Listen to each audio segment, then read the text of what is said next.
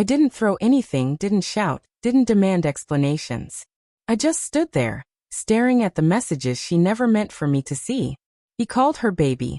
She called him mine. And that was all it took. Enough to bury the part of me that once believed she was mine alone. I grabbed my keys, slipped my wallet into my pocket, and walked out the door. No fight, no dramatic farewell, only silence. She had already chosen another man.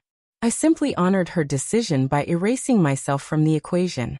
People like to say time heals wounds, but that isn't true. Time doesn't heal. It only teaches you how to wear your pain like a mask. That first night, I crashed on the couch of a coworker I barely knew.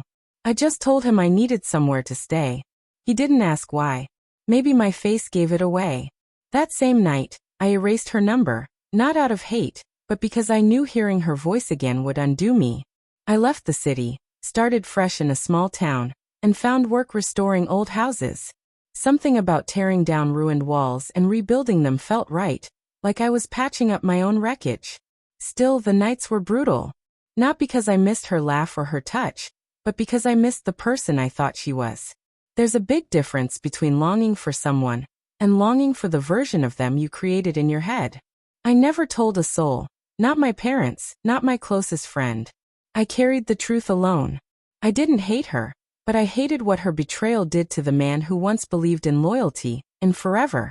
And just when I finally stopped revisiting the past, she reappeared. It was a Saturday evening.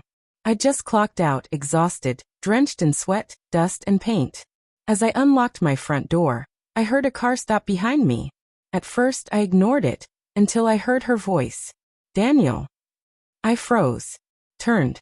There she was, the woman who shattered me, standing a few feet away, trembling, tears streaking down her face. She looked smaller somehow, not in size but in spirit, like a house with shattered windows. I didn't say a word. Just stared. Let the silence speak for me.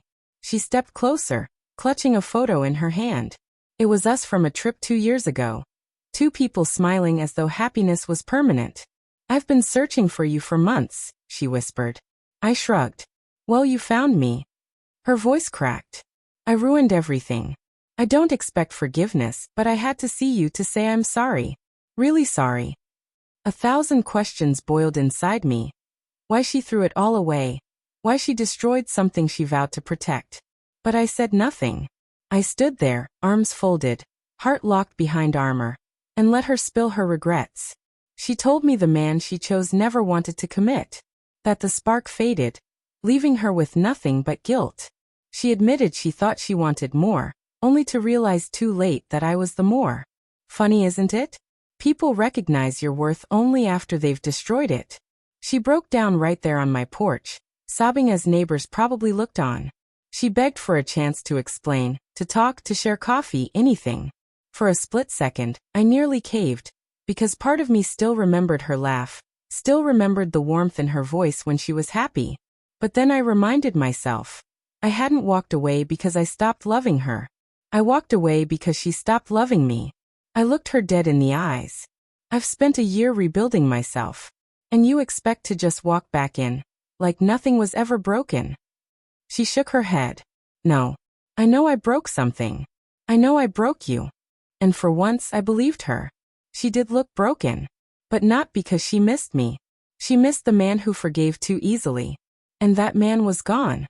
So I told her I wished her peace, that I hoped one day she'd learn how to love someone without hurting them first. She cried harder. I didn't reach out. That wasn't my role anymore. Eventually she left, quietly just like I had a year before. I stepped back inside, shut the door and leaned against it. My chest ached, but not from lingering love. It hurt because I finally released everything. Her the pain, the endless questions, the false need for closure. I didn't need closure. I already had what mattered most.